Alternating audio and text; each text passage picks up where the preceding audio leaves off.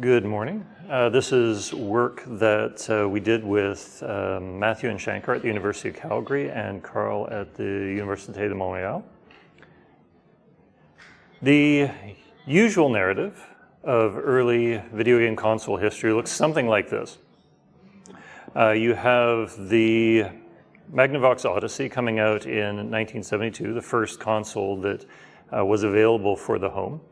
And in 1977, out came the Atari 2600, which was wildly successful and lasted a very long time.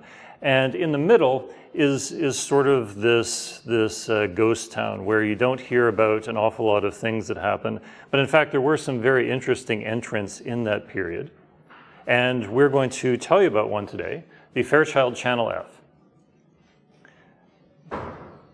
So the look was suitable for the time period, and the faux wood grain, the dark smoked plastic, allowing it to fit into the shag carpeted domestic space of the time. And it's notable for a number of reasons, one of which is that it introduced video game cartridges, so game cartridges in the modern sense for the very first time. And one of the problems when you're introducing something new is that you need to frame it. You need to educate your audience as to what these things are and how to use them. And the way that Fairchild framed these was using a form of media that was already popular at the time, which is 8-track game cartridges, or 8-track audio cartridges. And the problem with analogies is that people take them seriously sometimes. And the engineer overseeing the project, Jerry Lawson, tells a story about being present in a store at Hell Day, which is the day after Christmas when people could return their unwanted gifts. And it turns out that a number of people had taken Fairchild a bit too literally and didn't realize that they could not, in fact, jam audio cartridges into their game console. Hilarity ensued. But this was really a transition where the cartridge allowed games to become prominent and something which was desirable separate from the console itself, really setting the stage for what we have now, where you have game exclusives and where you have the breadth of a game library acting as a feature for purchasing one console over another. Something else that was very notable about the Channel F was its hand controller. Because remember, this was very early and no one knew what a game controller should look like. And there is no escaping that this was a very phallic controller. It had the usual horizontal movement like you'd be used to.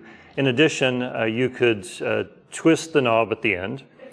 And it was also a plunger you could move up and down. The things you don't expect to say in front of a live audience. But what that meant is that for a game that actually used all of these degrees of freedom, it was actually very challenging to manipulate that and get everything moving in the game the way you wanted to. And the final thing that is notable is its pause feature. And it was the first time that you had a game console where you could actually stop the action and go off and do something else and return to it. Now, one thing that we looked at was how they built the games for this console. There's a relatively small pool of games that was ever produced for this, but even so is more than we would want to approach looking at manually. And so what we did is we built an AI-driven system called FRAG, so the framework for the analysis of games. And it has an AI-driven game playing portion that will play the game inside an emulator. And the reason it's playing it is not actually to get a high score, although that's great when it does. But that's not the primary reason. It's because that as the AI is playing through the game, what it is able to do is it's able to see the game code and data as it is being run and gather analytics off that. So we ran it through 2 games, one a very early entrant, Shooting Gallery from 76, and the later 78. And probably the most interesting result we found was in terms of the code and data coverage that we saw the different games using. And this could be a variety of reasons. So a lot of these early game cartridges actually had multiple different games on them. And so it's perfectly plausible that we were seeing just sort of one discrete game being played in some of these instances. And even so, you had a number of game variants for a particular game. But the interesting thing for me is actually the shift in terms of how the games are making use of the code and data that was in the console itself. So clearly there seemed to be some sort of development shift that occurred that perhaps reflected the maturity of the game development process over time. But there was more than just game implementation we were looking at. Thanks, John. So as the archaeologist and anthropologist on our team, it was part of my role is to establish the broader context of the Channel F console and the digital artifacts that we've analyzed using our AI tool. And so to do this, we examined the archive materials of the man behind the Channel F, Jerry Lawson. Lawson is most famous for being an early African-American engineer and video game pioneer. He worked at a Fairchild Semiconductor Corporation and later started his own company, VideoSoft, that was responsible for producing several games for the later Atari 2600, among other systems in this early time period. These archive documents include design documents, correspondence, business records, published game console or cartridge instructions, news articles, patent copies, court records, which I'll talk about momentarily, as well as his creative writing. He wrote some science fiction, basically screenplays or descriptions of screenplays, and then other papers relating to his career and accomplishments in the video game industry. So we have, along with our digital assemblage of the games themselves, and material assemblage as well, that we're using to provide insight into not only who Lawson was as an individual, but the kind of agent he was in this emergent technological system. So for example, we have artifacts of his career in Box 1, Folder 18. We have his business card while he was working at Fairchild, as well as copies of various articles documenting, again, his achievements and contributions to this industry. He is frequently referred to not only as a pioneer, but also importantly, a mentor. Other folders, as I mentioned, contain Lawson's copies of depositions he gave in 2 important civil lawsuits. First, that of Alpex Computer Corporation versus Parker Brothers in 1988, and the Fairchild Semiconductor Corporation versus Nintendo lawsuit of 1993.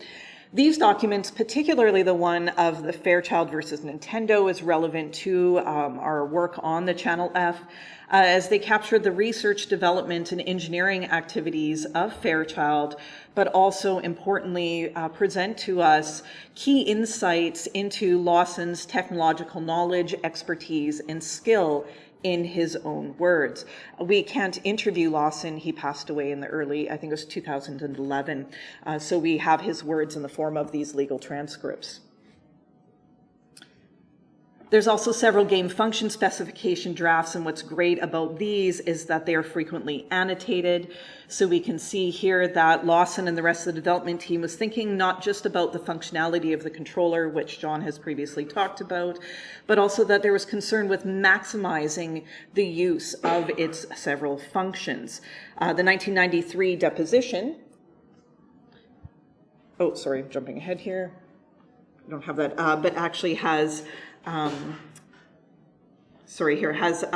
several descriptions of how this controller was used.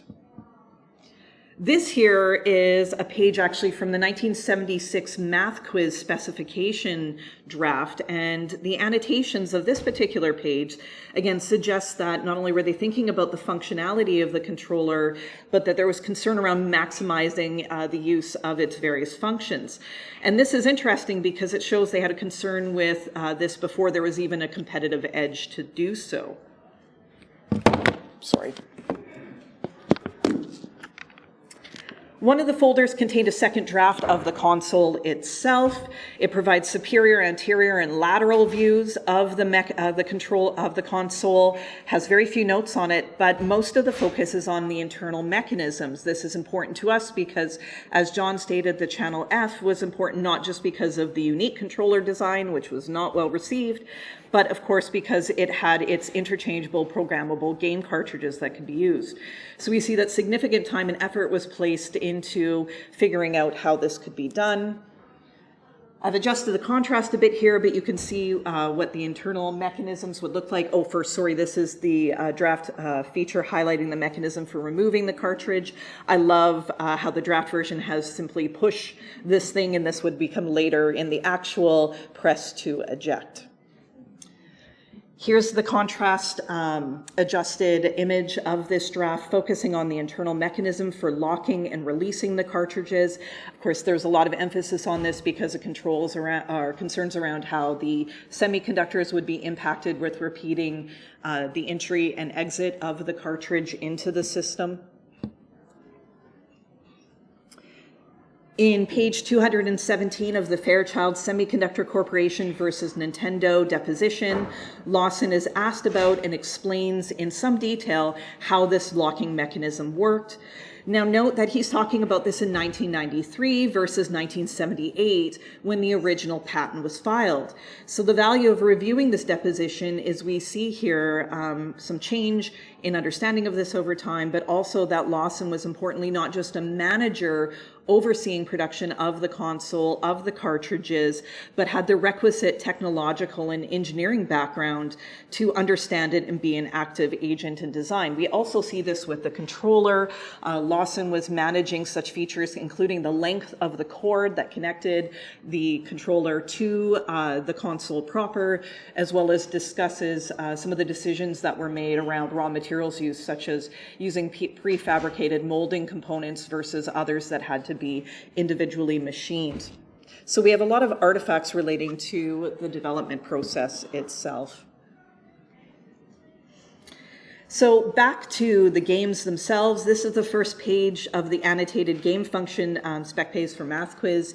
You'll see here that Lawson wrote in the upper corner, no fun, no teaching. And by extension, no fun, no teaching means that there is no learning. This captures Lawson's fundamental stance, basically the core of his development process, which is that the Channel F,